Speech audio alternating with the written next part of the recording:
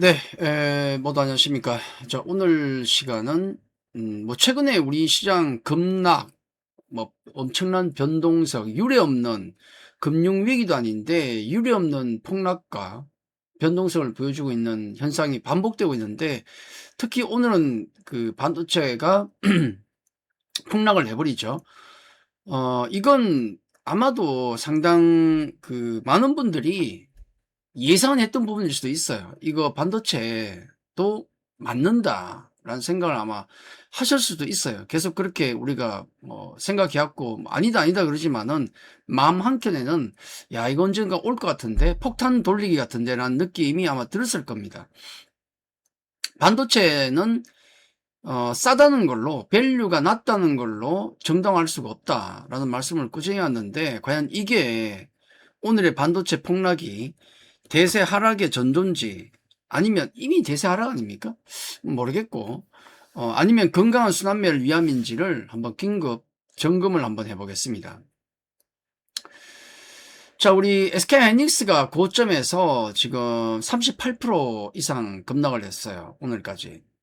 한 20%를 넘어가면 이미 주도주의 자격은 없는 거죠. 그리고 30% 넘어가면 대부분은 공식적으로 이건 조정이 아니고 하락장이다라고 많이 얘기합니다. 근데 예전에도 그런 얘기를 많이 듣고 했지만은 미국의 나스닥 같은 경우도 30% 빠지다가 다시 올라오기도 해요. 예, 근데 흔히는 그렇게 얘기한다. 삼성전자가 마이너스 32% 빠졌습니다. 고점에서. 주도주라면 이럴 수가 없다는 거죠. 그리고 삼성전기는 거의 반토막 났어요. 47.8%. 이게 뼈가 아팠지. 반도체 대형주가 빠지면서 삼성전기가 옆에서 보좌해서 보통 가는 그런 AI 모멘텀을 약간 보좌하는 느낌이었는데 같이 무너져 버린 겁니다. 더 많이 빠졌죠. 하루 만에 18%가 폭락을 했고. 그리고 SK스퀘어. SK스퀘어는 이제 보통 삼성전자라든지 SK하이닉스 같은 종목을 비중 한도까지 채우다가 더 이상 못 채우게 되면 추가적으로 사는 게 그러면 SK나 SK하이닉스나 삼성전자 지분을 갖고 있는 주식이 뭐가 있지? 그까지 박박 긁어 샀던 종목들이 SK라든지 삼성물산, SK스퀘어 그런 종목이죠. 자, 동반 오늘 폭락하면서 47% 고점 대비 반토막 났어요. 공식적으로. 그리고 효성중공업 역시 반도체와 같이 따라다니는 그래서 이제 반도체가 안 간다면 뭐가 갈 것인가 라고 했을 때 나머지 2순위에 잡는 게 보통 방산, 조선, 전력, 소부장 등등인데 제가 전력은 뺐죠. 왜냐하면 전력은 어차피 반도체와 같이 가니까 끼워넣을 수는 없다라고 했는데 얘도 똑같이 43%. 근데 사실 이런 종목들 외에 나머지도 대형주도 다 40%다 빠지긴 빠졌어요, 지금.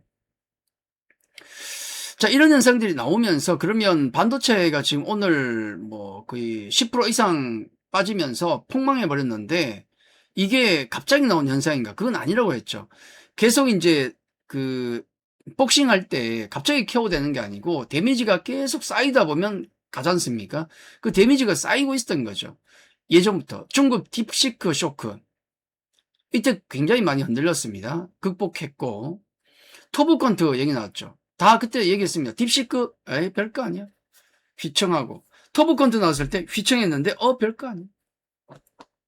오픈 AI가 상장을 내년으로 연기한다는 얘기가 나왔죠.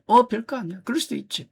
자, 오라클이 보고서를 냈는데 병목 현상 심하고 이 반도체 산업 구조적 문제가 좀 있다. 그래, 그럴 수 있지. 블랙록이 데이터 센터를 취소 지연하는 사태가 있었습니다. 여러 군데서 그런 게 있었죠. 그리고 마이크론이 지난번 실적 발표 진짜 엄청난 서프라이즈를 발표했는데 매출 총 이익률이 마진이 무려 85%에 가깝더라. 야, 이거보다 더 세질 수가 있니? 그럴 수도 있지. 넘어간 겁니다. 그 다음에 메타가 남는 연산 자원 외부에 판다. 또 거기 한번 휘청했죠. 근데 메타 내에서도 그런 얘기를 했습니다. 그런 거 아니다. 그냥 우리는 비즈니스 모델을 다각화하는 거다. 남는 것도 없다. 그렇게 해서 넘어왔죠. 근데 이게 모두 반도체에는 데미지가 쌓여온 겁니다. 하루 만에 벌어진 일이 아니죠. 자, 거기다가 상징적인 일이 있었는데, 지난주 금요일 SK하이닉스 ADR이 드디어 상장이 됐습니다.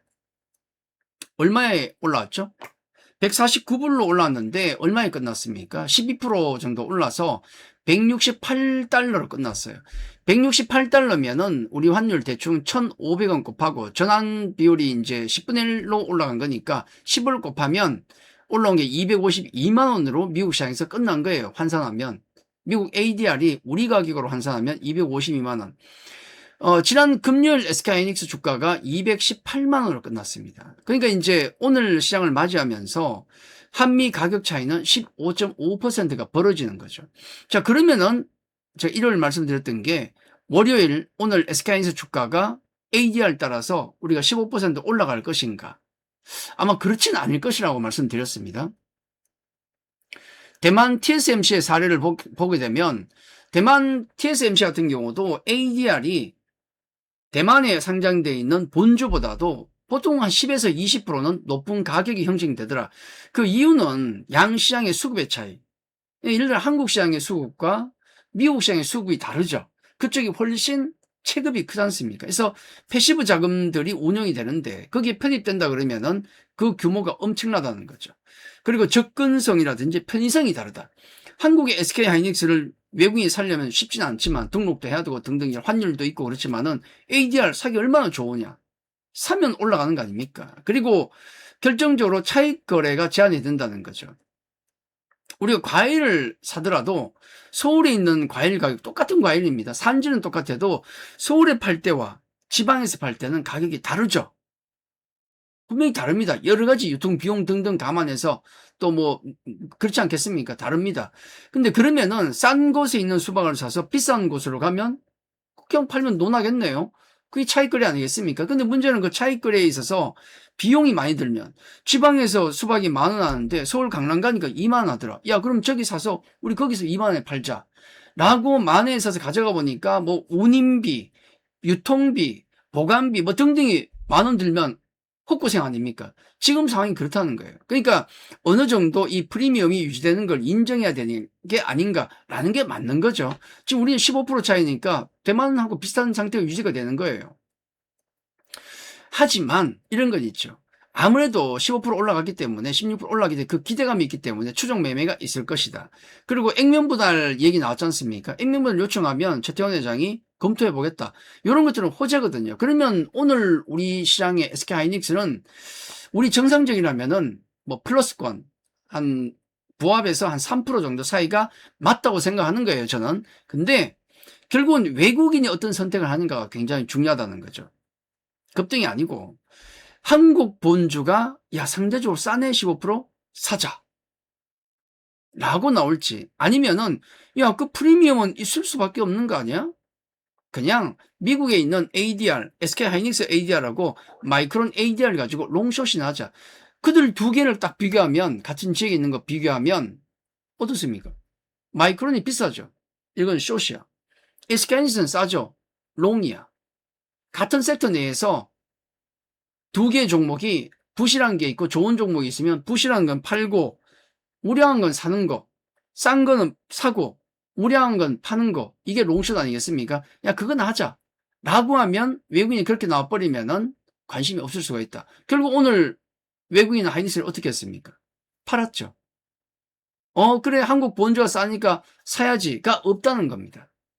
다른 여러 가지 요인이 있지만 자, 요런 흐름에다가 결정적으로 뭔 일이 있었는가? 오늘 한국투자증권에서 리포트를 발간했는데 SK하이닉스의 2분기 실적 컨센서스를 하회한다고 전망했습니다. 이게 뭐야? 서프라이즈라며. 계속 삼성전자도 서프라이즈 나왔고 SK하이닉스도 서프라이즈라며. 근데 컨센을 하회할 것 같대요. 갑자기. 컨센이 한 65조 이상입니까? 근데 60조. 이게 뭔 얘기야? 왜냐하면 아까 우리 보셨던 그 반도체의 수많은 악재들 그걸 다 물리치고 이겨냈던 유일한 이유가 뭡니까? 실적이 좋아. 다 필요 없어. 반도체 실적 좋아. 반도체 싸. 싸다는 얘기는 하면 안 되죠. 싼 건 다 아는 거고. 그러면은 반도체가 AI 모멘텀으로 먹고 가는데 반도체가 이제는 시크리컬 섹터가 아니고 성장주라면서요. 성장주를 누가 밸류를 봅니까? 보긴 보지만 성장주에게 중요한 건 뭡니까? 로봇주라든지 바이오주, 비싸다고 안 삽니까? 싸다고 사요? 아니죠. 걔들은 성장 모멘텀이 있으면 사는 거고, 그게 깨지면 파는 거예요. 그러면 반도체도 성장주라면 밸류가 싸다는 안 된다. 그걸 안 먹힌다는 겁니다. AI 모멘텀이 살아있느냐가 중요한 거 아니에요. 끝까지 밀어붙이던 그 실적에 있어 금이 가는 모양이 딱 나오니까 오늘 폭락이 나온 거죠. 수많은 여러 가지 저런 잔잔 악재들을 이겨냈던 게 실적 모멘텀인데, 그게 아니네? 예를 들어서 SK하이닉스 같은 경우가 경쟁상 대비 HBM의 매출 비중이 높기 때문에 ASP 상승률이 낮다. D램이나 낸드 같은 경우는 워낙 쌌기 때문에 가격이 뻥뻥 뛰었는데 HBM 원래 비싸기 때문에 가격 올리기가 쉽지 않다라는 거예요. 그래서 딸린다. 그리고 연간 실적 같은 경우도 롱텀 어그리먼트 계약, 장기 계약을 체결한 것 때문에 이걸 현실화시키면은 연간 실적도 조금 낮아진다. 뭐 이런 얘기. 다만 안정적인 실적을 가져오기 때문에 그건 긍정적이다. 목표가를 내리기는 그렇게 하지 않았어요. 다만 이 리포트 하나 때문에 상당한 영향을 받았다. 오늘 가뜩이나 분위기가 안 좋은데. 자, 그리고 우리 국내 시장의 또 특유의 어떤 흐름, 수급 쏠림이 또 한 몫을 했죠.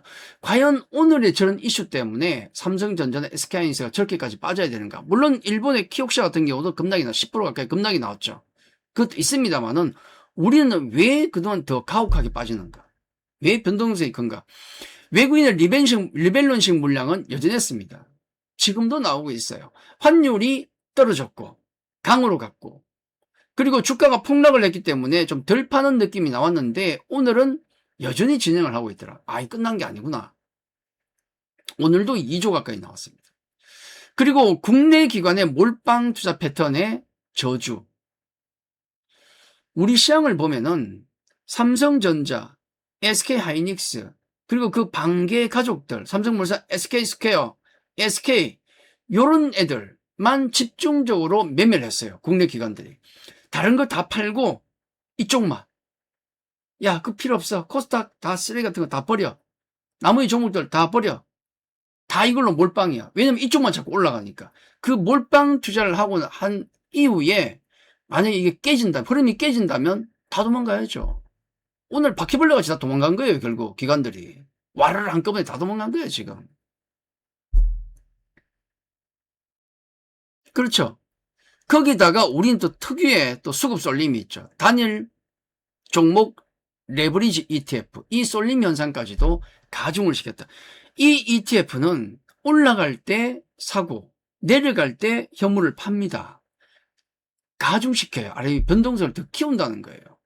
자, 거기다가 그동안 이런 외국인 물량, 국내 기관의 물량, 뭐 국민연금의 물량을 받쳐주던 이 개인 투자자의 고객예탁금도 급감을 했어요. 최고 한 137조까지 갔다가 지금 얼마냐? 105조까지 빠졌어요, 지금. 단기간에 32조가 빠진 겁니다. 빠졌다기보다는 그 돈으로 바친 거예요. 이거 고객예탁금이라는 것은 증권사에 주식을 사기 위해서 갖다 놓은 개인의 돈이거든요. 그게 소진된 거예요, 지금. 돈이 딸리는 거야. 자, 이것까지 가세되니까 오늘 같은 급락이 나왔던 겁니다. 한 가지 문제가 더 남았는데 여기에다 더 남았어요. 이제 좀 더 걱정되는 건 한 가지 더 남은 게 뭐냐면 이겁니다. 신용잔고 추인데 이제 빚내서 산 돈이에요. 그 빚내서 산 잔고를 얘기하는 건데 코스닥은 이미 그 상당 기간부터 반대 매매 그리고 또 삼성전자나 SK하이닉스를 사기 위해서 상당 부분을 털고 그쪽으로 옮겼어요, 지금. 털었다고. 강제로 털리고 내가 의지로 털기도 하고. 그 10조 정도 되다가 잔고가 10조 정도 됐는데 그게 훅 줄어 지금 7조대예요, 7조대. 이미 그 상당 기간부터 줄어 왔다는 겁니다, 이렇게. 한 3, 4월 피크 치고 쭉 빠졌어요, 코스닥은. 코스닥 쪽은 신용이 쭉 빠졌는데 문제는 코스피는 이제 시작이다. 코스피는 신용이 빠진 게 없어요, 지금. 왜? 삼성전자, SK하이닉스를 다 몰빵 쳐놨으니까. 개인 투자자들도 그쪽을 많이 샀기 때문에. 신용으로. 근데 그게 아직 나온 게 별로 없어요. 이제 요 고개를 숙이고 있죠. 요쪽 수치가 요게 여기 있는 게 코스피고요. 지금 코스피 숫자가 28조 29조 갔다가 28조 내려온 거예요. 코스닥은 10조가 넘어갔다가 지금 현재 숫자가 7조가 된 겁니다. 10조에서 3조가 줄었어요. 코스닥은. 그러니까 30%가 빠졌죠. 거의 10분의 3이 빠진 거예요. 코스피는요. 28조에서 29조에서 28조가 된 거예요. 28조 1조밖에 안 빠진 거야. 코스닥은 엄청 빠졌는데 코스피는 빠진 게 없다는 거. 이게 걱정이죠. 내일 반등이 꽤 나오겠죠. 이게 하나 남아있어요, 지금. 자, 이렇게 봅니다. 그럼 향후 시장의 흐름은 어떻게 될 것인가? 두 가지로 봅니다. 첫 번째는 이 반도체와 같은 이 IT 반도체와 같은 주도주의 급락각에 시장이 전체가 몰락하는 흐름. 사실 오늘 약간 그런 흐름이 좀 보이긴 했죠. 물론 다는 아니지만은 거래소 주도주가 빠지면서 공포 분위기가 형성되면 나머지 종목들이 다 빠진다는 거. 특히나 최근에 반도체나 이런 쪽이 빠지면 올라갈 때는 어떻습니까? 올라가니까 포모 때문에 이거 사야 돼. 그럼 딴 걸 다 팔아야 돼. 코스닥이고 뭐 주변 다 팝니다.